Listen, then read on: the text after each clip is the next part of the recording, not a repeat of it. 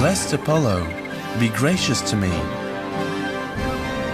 and inspire my heart for the truly fair speech, to sing for the dead living around the earth, playing the melodious lyre as if a muse whispers to me.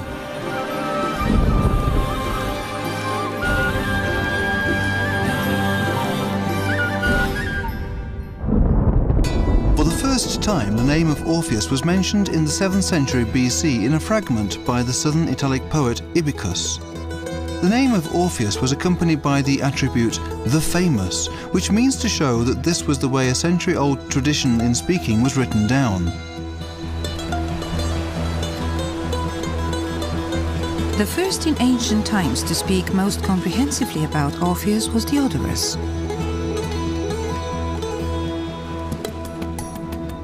Orpheus was the son of the native Thracian Oagre, and far beyond superior in education, singing and poetry to the many who are mentioned in history. He reached such fame that it was believed that animals and trees used to fall under his spell.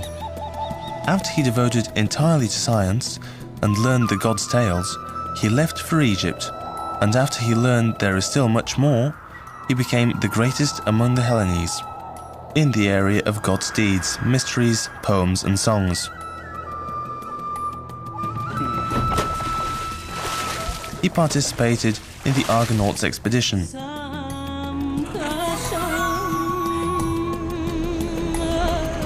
For love of his wife, he dared in an incredible way to go down into the kingdom of shadows. By his sweet singing, he charmed Persephone and made her allow him to take his dead wife out of Hades.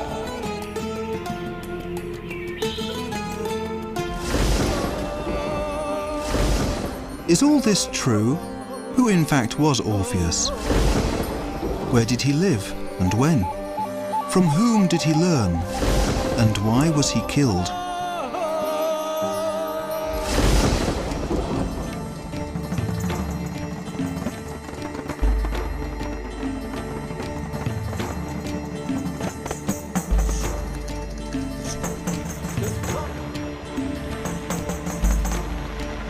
The investigation related to Orpheus began in the presence of dozens of pieces of historical evidence, contemporary theories, museum expositions, and archaeological excavations. There are dozens of images that prove the Thracian origin of Orpheus.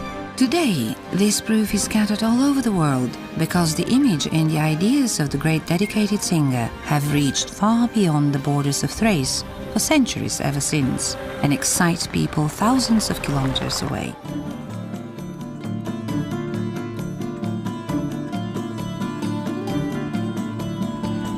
Vicenza, Italy.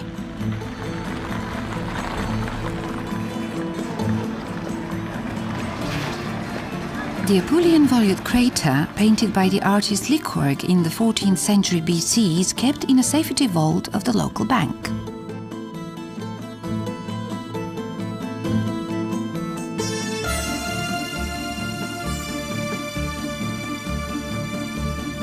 In the center of the scene, which includes a number of characters, is Orpheus with a Phrygian hat, and to the left and to the right of him are men in Thracian clothing.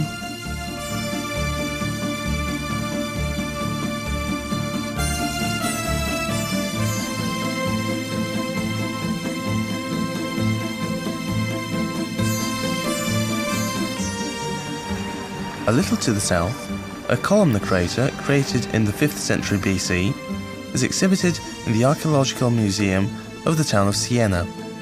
Orpheus, sitting on a rock, is depicted in the center, playing the lyre and singing. On both sides, two men in Thracian clothing can clearly be seen, each of them holding two spears. In spite of some claims of Greek scientists to the contrary, in neighbouring Greece we find still more pictorial evidence of the Thracian origin of Orpheus. Corinth.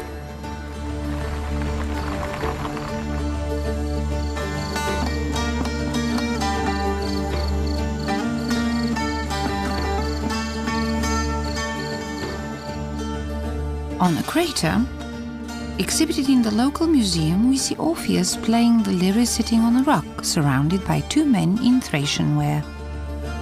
The crater originates from the 5th century BC and was found here. Indisputable proof that the local population knew about the Thracian origin of Orpheus.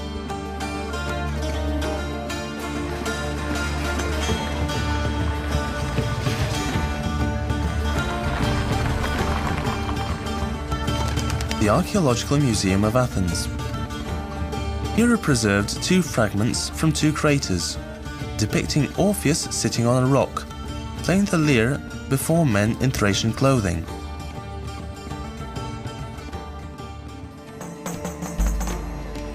In 1975, two marble fragments were found during excavation works in the centre of the city of Agora, previously called Augusta Traiana. They are part of an impressively large sculptural group depicting Orpheus among animals.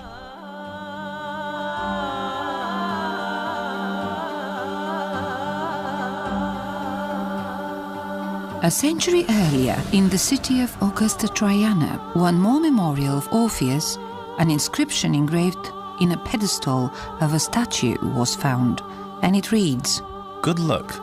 Terror is devoted to the healer a finely made statue of Apollo's friend, Orpheus, who, by his voice and by the sounds coming from his hands, enchanted animals, trees, reptiles and birds." Up to now, this inscription is the only written memorial found in Bulgaria which is devoted to Orpheus. The most popular image of Orpheus from this period is the relief discovered in 1961 under a sundial in Durostrum, today's town of Silistra.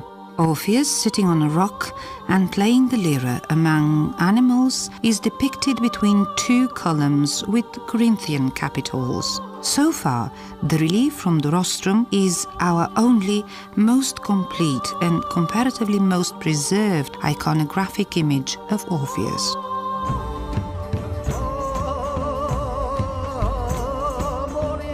Another similar memorial was discovered 200 kilometers southwest of Durostrum, in the clay furnace of the village of Butovo, in the region of Veliko Turnovo. A ceramic mould with the image of Orpheus among animals was found. Its make reveals good workmanship.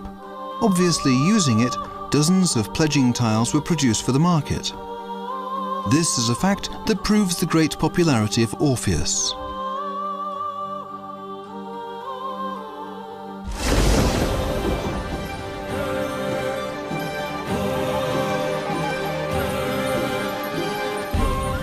We have learned that Orpheus was a Thracian. Now let us look for an answer to the question, when did he live?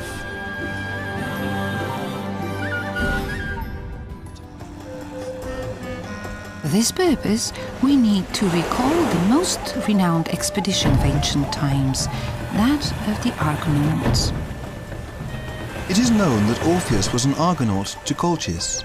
He was on board the ship Argo not so much as a singer, but as a magus, who performed a ritual at the culminating moment of the expedition, when Jason was to take the Golden Fleece hung on a great oak tree in a beautiful garden, guarded by a ferocious dragon.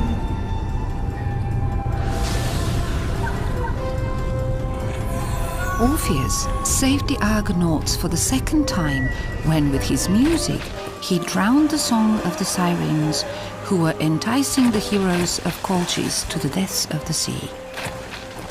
Besides Orpheus, also taking part in the expedition were Peleus, the father of the glorious Achilles, Laertes, the father of the cunning Odysseus, Telamon, the father of the great Ajax, and many more fathers of heroes from the Trojan War. And here is the answer to the question. We can affirm that Orpheus lived one generation before the Trojan War. That is, in the 14th century BC.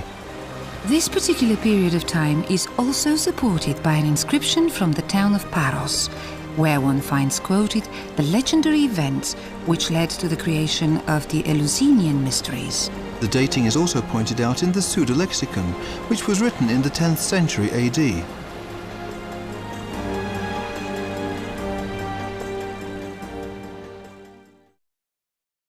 Egypt, the Museum of the City of Cairo.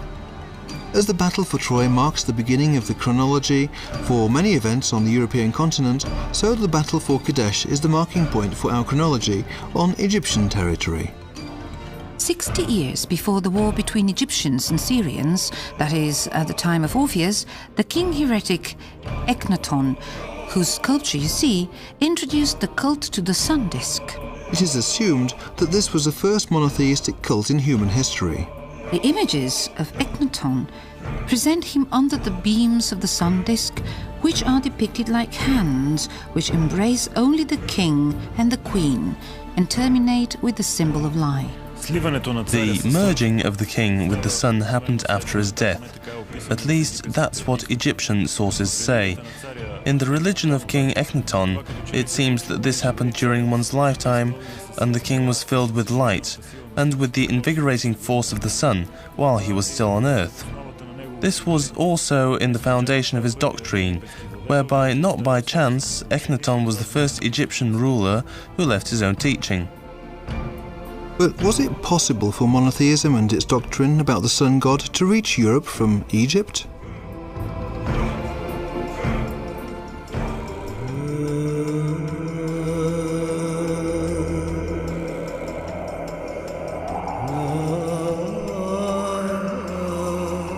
In the middle of the first millennium BC, in spite of the loss of its dominating power, Egypt remained a source of knowledge about the divine and a centre for civilization. The ancient authors visited Egypt, admired the millennia-old traditions and learnt from it as much as they could. Heliopolis and Memphis were the equivalent of Harvard and Oxford in the modern world.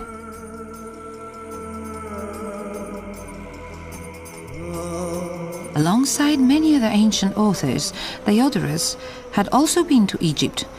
It is he who gave us a list of the well-known persons who visited Egypt from most ancient times, beginning with the name of Orpheus. Respected as one of the wise men of the world, the story goes that he studied in Egypt and learned the art of the magic rhythmic verse. In this story, we also see the conviction of the ancient people that the belief of the sun god, which flourished in Egypt towards the middle of the 2nd millennium BC, came to our lands from there.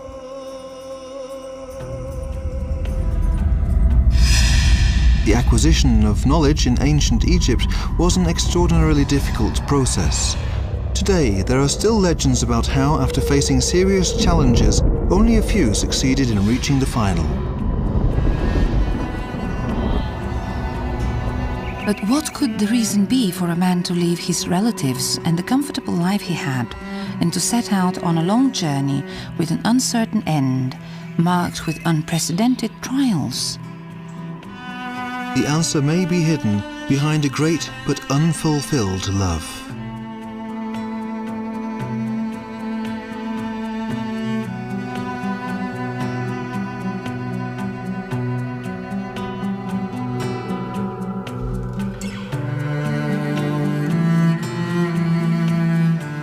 The love of Orpheus for Eurydice was so strong that he without fear entered the netherworld to ask for her return from her master, the cold-hearted Hades. On his way to the world beyond, he managed to enchant with his music the boatman Charon, who used to carry across the river Styx no living men, but the souls of the dead.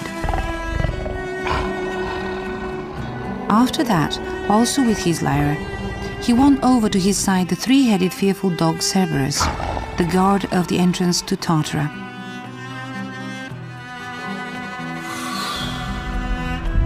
Finally, he moved the very god of the netherworld, Hades. Hades gave back Eurydice, but under the condition that she followed him until they reached the upper world, and that Orpheus should not look back.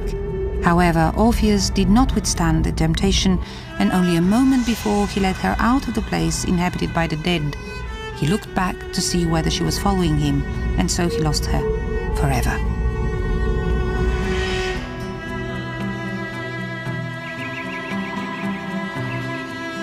The second parting of the two in love was the reason for Orpheus to leave, far from his memories, far from Thrace.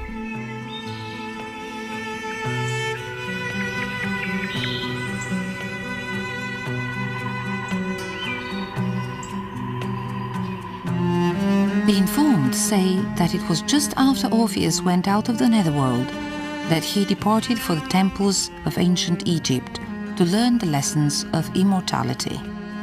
The knowledge which he received, he later taught to his students.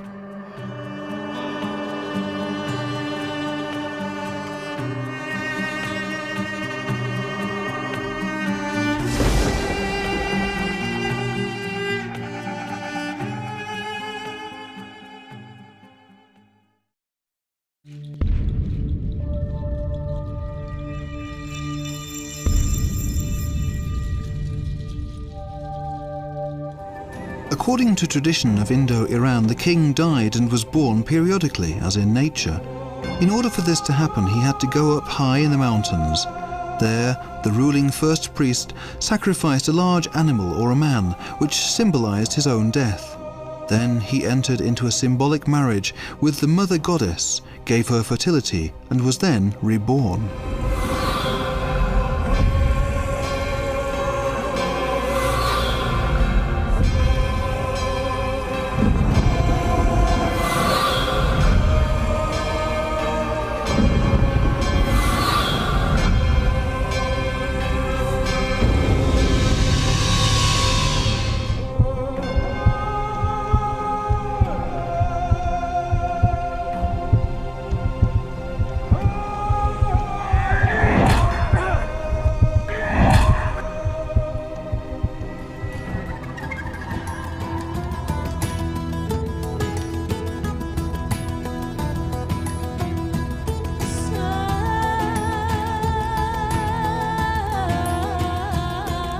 The Thracians had cruel and bloody rituals before Orpheus came.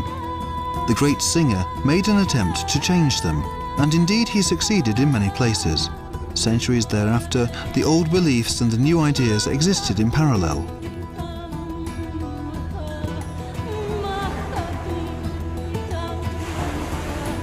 From Plato's texts in Laws, we can get an idea of what the Orphic bloodless sacrifice meant. Their sacrifice for the gods were not animals, but loaves of bread and fruits dipped in honey, and also other similar clean sacrifices. They abstained from eating meat, because it was not pious, and did not stain God's altar with blood.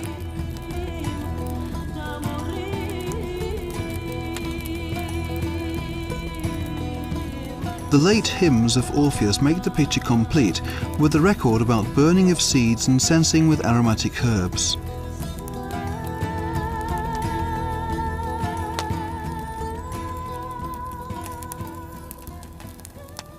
Obviously, Orpheus was much more than a talented singer from ancient times.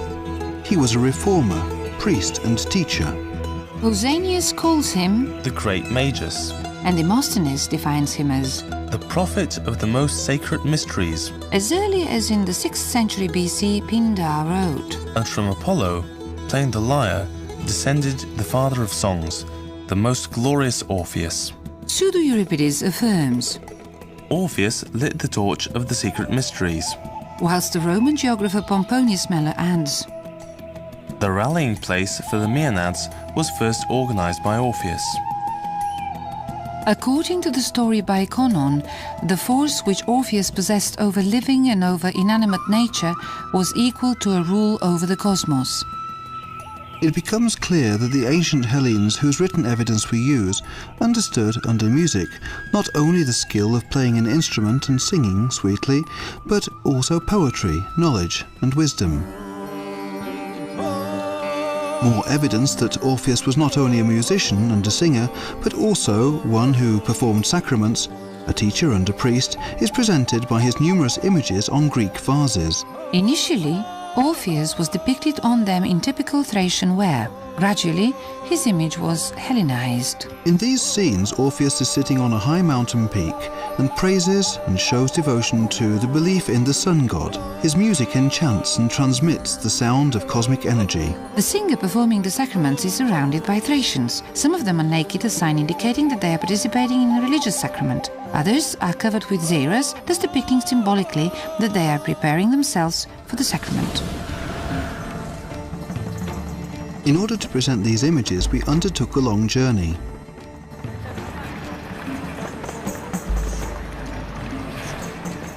Germany.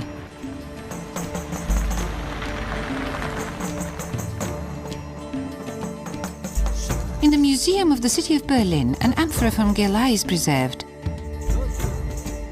The scene depicts the devotion in its culmination. Orpheus is among armed Thracians fascinated by his music. He is in the role of a teacher who teaches the sacrament. Two of the Thracians accompanying Orpheus are depicted having turned their backs on the singer, and it appears as if they have just passed through the sacrament. The other two are depicted facing the playing Orpheus. One has bent before him just at the moment of the sacrament, and the other is still covered with his lyre, waiting for his turn to come.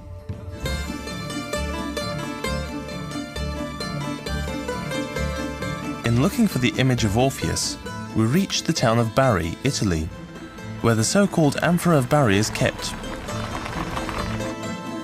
The sitting Orpheus occupies the centre of the area of depiction and plays a big lyre. As a typical Thracian, the standing warrior leads a white horse. The man opposite Orpheus is spreading incense. He is naked except the cloak over his shoulders and a wreath on his long curly hair, which leads to the conclusion that he is presented as devoted to the sacrament.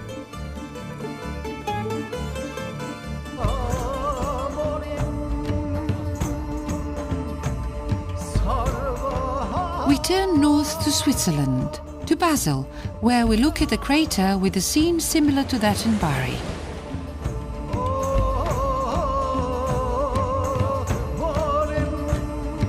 Orpheus Kitared, dressed in oriental wear, is sitting on a chair flanked by two men. The one behind the hero is in Thracian clothes. The young man before Orpheus is naked and is lighting incense.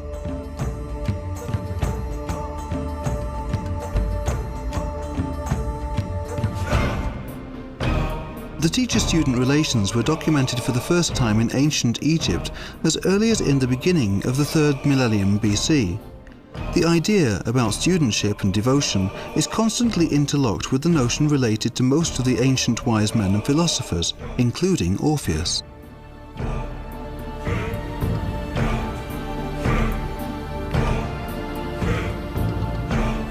Having got the necessary knowledge in Egypt, he acquired wisdom and enlightenment. The devoted went back to his native places to share what he learned with the chosen ones from his community.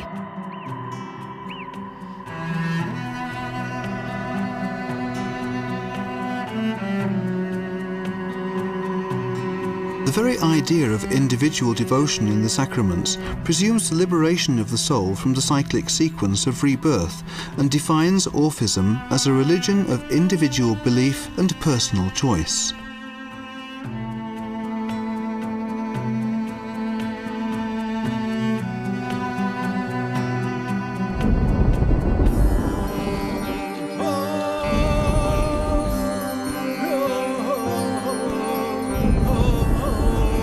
The time has come to ask one of the most important questions.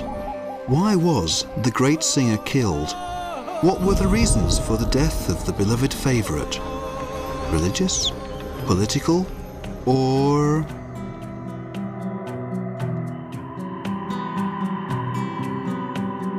During the 1st century BC, Ovid, in his Metamorphoses, describes the last moments of Orpheus in the following way.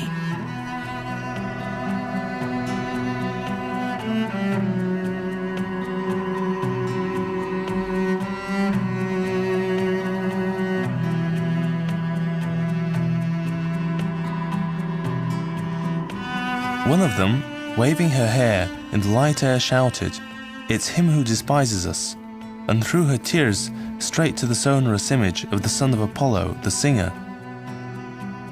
However, the leaved scepter made no wound but a scar.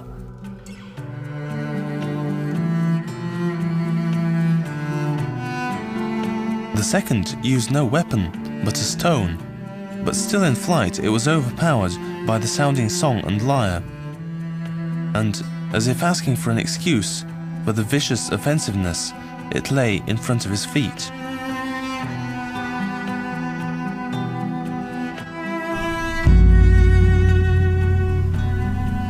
The song would have tamed all strikes, but horrible shout, together with the twisted pipes of the Bacchanalian flutes, echoes from kettle drums, flapping and bacchanalian cries deadened the sound of the strings. And then finally, the rocks became scarlet with the blood of the singer, and ceased his voice.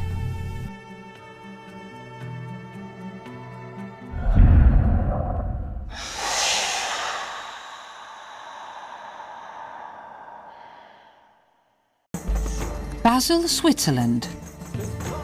The following picture is shown on a stamnos from the 5th century BC.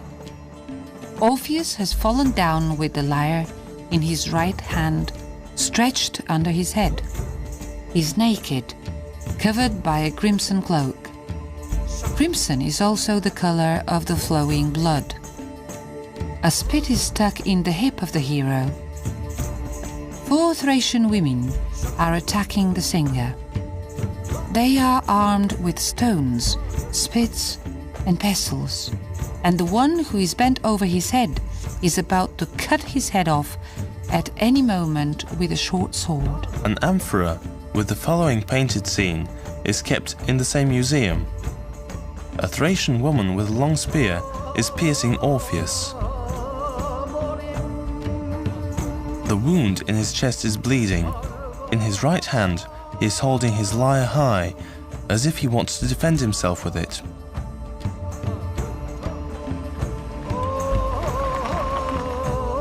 Munich, Germany. On an amphora, one can see a woman armed with a sword. She is attacking Orpheus, who is facing her. In his right hand, he is waving a lyre. The woman is clearly presented as a Thracian, because she has a tattoo on her hands. The gods, however, were angry with the Bacchantes and sent them drought and pestilence. In order to regain the benevolence of the gods, they began to look for the parts of Orpheus, but found only his head, which continued to sing, floating in a river.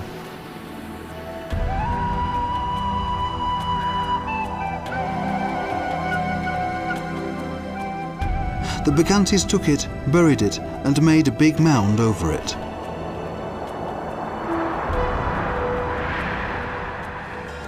On a hydria created in the 5th century BC, the prophesying head of Orpheus in a rocky niche is shown in a central place. A man with a ribbon resembling a Bacchantian person dances over it. He is surrounded by women who hold musical instruments, probably muses. Tarrant, Italy. The theme of the sanctuary of Orpheus is further developed on another clay pot. An Alleluian crater presents figures painted in red by a painter from Athens at the beginning of the 5th century. Depicted here is the scene of the murder of Orpheus by Thracian women armed with spits and sticks. The interesting thing, in this case, is that Orpheus is depicted on a stone building which very much resembles the Heroons, the places where dead heroes were honoured and turned into demigods. The last 2 compositions portray that after his death Orpheus was turned into a god and that his grave became a sacred place. In time, it became a sanctuary where Orpheus was honoured as a god. The sanctuary near the village of Tatou. It was studied 30 years ago by Professor Ivan Venedikov. His final conclusion was that the famous Thracian king was buried in the tomb on a truncated pyramid. And in the next centuries, around it a sanctuary heroon was formed. The distinguished scientists did not exclude the possibility that this was a symbolic or even the real grave of Orpheus. In fact, you can see that. It is a rock. which is shaped from all sides. The tomb is on it, the confusing tomb. The interesting thing is that between its upper part and the bottom there is a connection, that is, some fluid cascaded from the top to the bottom. Also, other things were made in the surrounding parts, about some of which we cannot judge. Here is a niche for laying down presents in various steps which lead to the upper part. In perspective, one can see the so-called holy well, something extraordinary. Pit, almost 3 meters deep, is dug into the rock, about which we suggest that presents were stored there. Our excavations show that this was a sanctuary, which was visited not only by Thracians from the surrounding areas, but also by people from Asia Minor, from the Aegean Islands, and even from Crete. This means, even in the 2nd millennium BC, the sanctuary at Tatul was dedicated to some hero, who was famous in the whole civilized world at that time, and such a hero is Orpheus.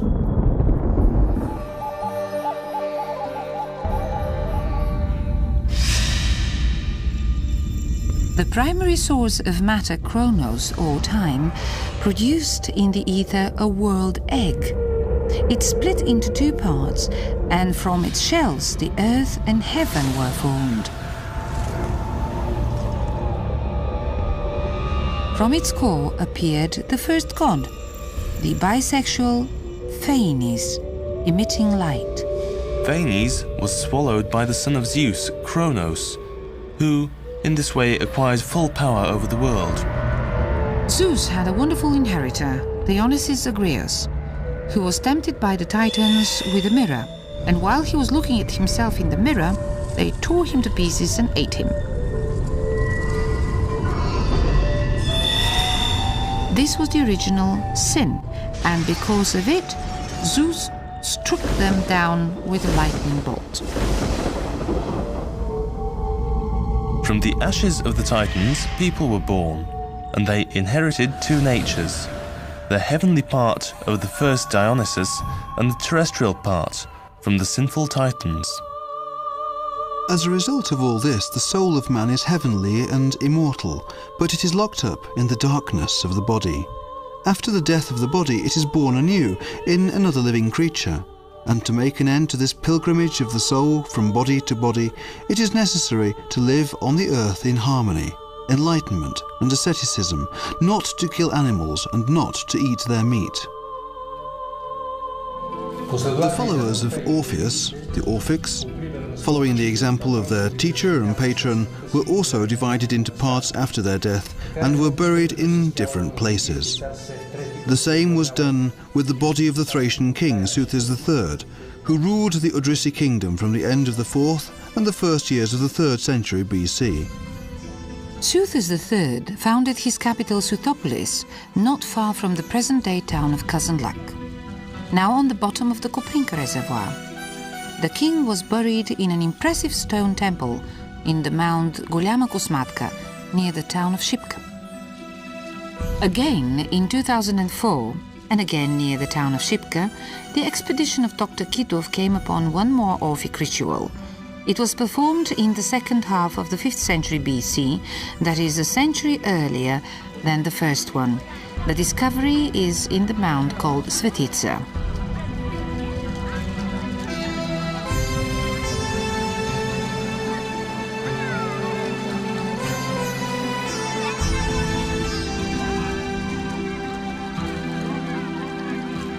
In the same grave, the mask was put in the place where the skull should be.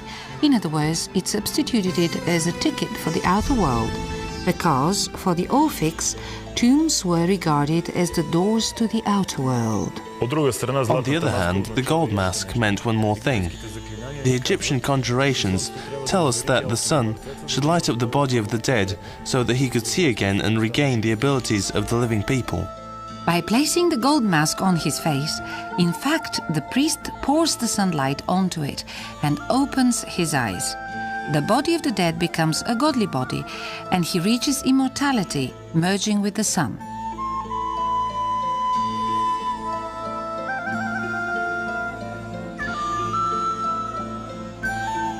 Gold as a divine material is also used in the production of Orphic small plates. which are closely related to the practices of the Egyptian burial rituals and are found within a broad Mediterranean circle from southern Italy to Crete and northern Greece. Formerly, the plates were small gold leaves made of thin foil and inscribed with small print and placed in the graves of the believing Orphics. Most of them are found folded so that they could be worn as amulets.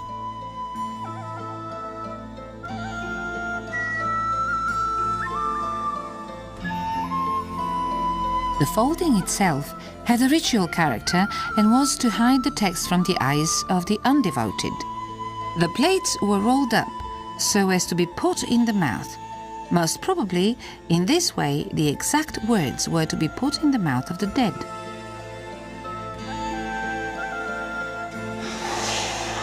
Besides the texts on the gold plates, the vase writing gives us additional illustration of the Orphic notion about the outer world. A great number of the Hellenic images speak not so much about Orpheus, the singer, since they bring us into the netherworld kingdom, the final aim of human existence according to the common Orphic concept of the world. In this context, the Thracian appeared as saver of the souls. In other words, he led the devoted in his belief in rituals to the kingdom of Hades.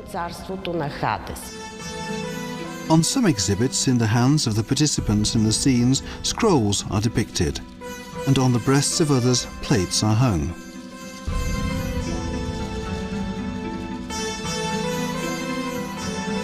In southern Italy, there is a link between the scenes on the vases and the texts on the gold plates.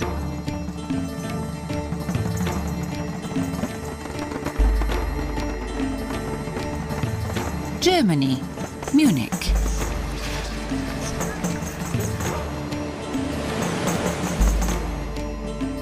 On the crater exhibited in the local museum, next to Orpheus, a naked mist is depicted, who holds a wreath over his head. Next to him are a woman and a child, most probably devoted Orphics. This suggestion could be supported by the fact that on his breast the child wears a chain with an amulet, as Orphic plates were probably worn. To the right of the main scene, a ruler and a white-haired old man with shepherd's crook, characteristic of the devotion scenes, are depicted. Helios is depicted on the upper band of the crater, and the lower band presents Hermes looking at Heracles, who leads the three-headed dog Cerberus. Switzerland, the museum in Basel. There are two Ionian columns depicted in the middle of the exhibited amphora.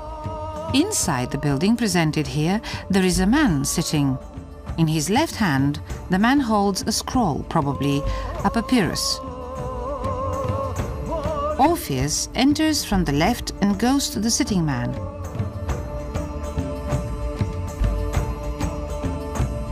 Here we find a reference to Orphism. The picture on this vase clearly shows us the link between Orpheus and the dead man holding the scroll. The secret Orphic texts and practices are yet another analogy with Egyptian rituals and beliefs. In the Book of the Dead, it is explicitly said that it is a strictly kept secret, which must not be shared with anybody, even with the closest relatives, brothers, sisters, mother and father. Necessary to be studied in this life, and is not only a ritual element and part of the burial practice.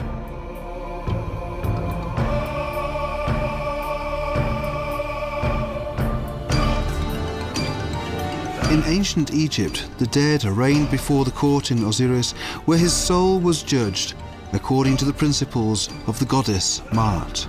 Maat represented cosmic harmony and the natural order of existence. Passing through this court, the dead moved to the outer world. The Egyptians, however, did not conceive the journey of the soul as the changing of one body with another, and as movement in a millennium-long cycle, but rather as an ability of the soul to make its own body and shape. This is where we see the substantial differences between the teaching of ancient Egypt and Orphism. With Egyptians, the orderly theory for the migration of the souls did not exist. The popular and at the same time systematic teaching about the migration of the soul was created thanks to Orphism, and to Pythagoras, Empedocles and Plato. Of course, what was written by them did not contain anything new, and the possible source is difficult to be restored. In any case, the idea did not come from Egypt, but from India.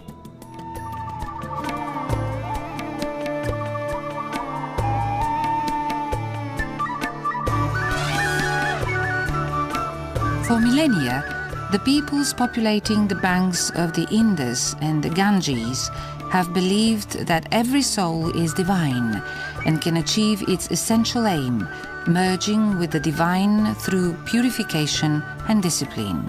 Still today, millions of Hindus meet and forward the sun. They do it the same way their forefathers have done it for more than 4,000 years.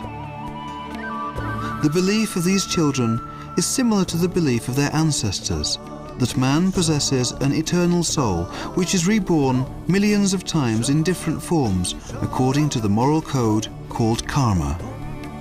Karma itself is not a reward nor a punishment. It is a law, just as impartial and irreversible as the law of gravity. It is possible to break free from the chain of reincarnations through knowledge, action, and devotion to God. Sounds familiar, doesn't it? What was earlier said about Orphism corresponds exceptionally strongly with what is said here about the belief in India.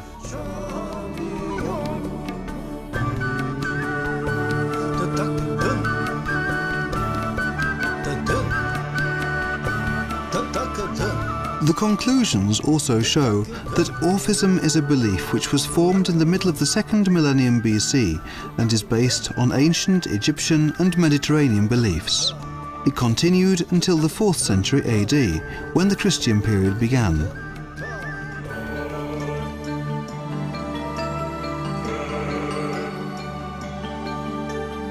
Few know that apart from the millennia-old memory of the music which he created, Orpheus has reached us woven into maybe the most popular character of all times, the character of Jesus.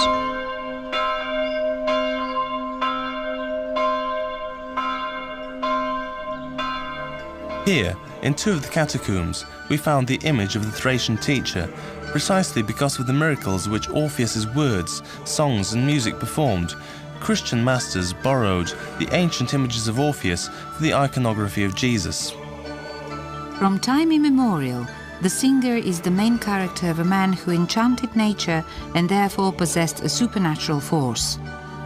In a pure Christian aspect, Orpheus is the characteristic equivalent of the power of divine speech and of divine truth, which leads to salvation and to eternal life.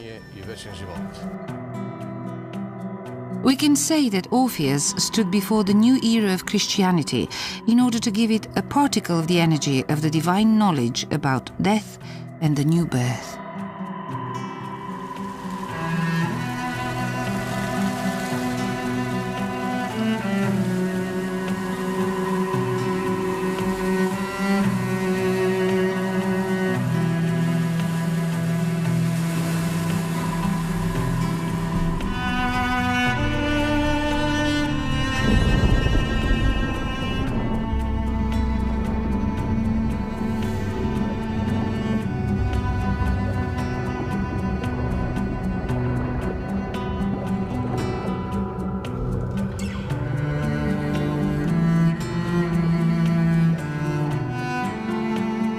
We shall stop the search for Orpheus here.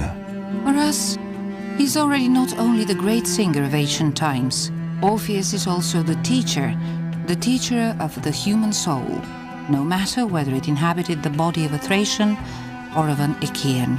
Orpheus chose a few people to whom to pass on his knowledge by means of words, but through his songs he praised all. Even more, his music vibrated in the souls of animals, in the trees and in the rocks. Because, as a true great devoted one, Orpheus came to this world to take care not only of us, people, but also of all creatures, great and small, thus preparing our souls for their long journey. The journey to immortality.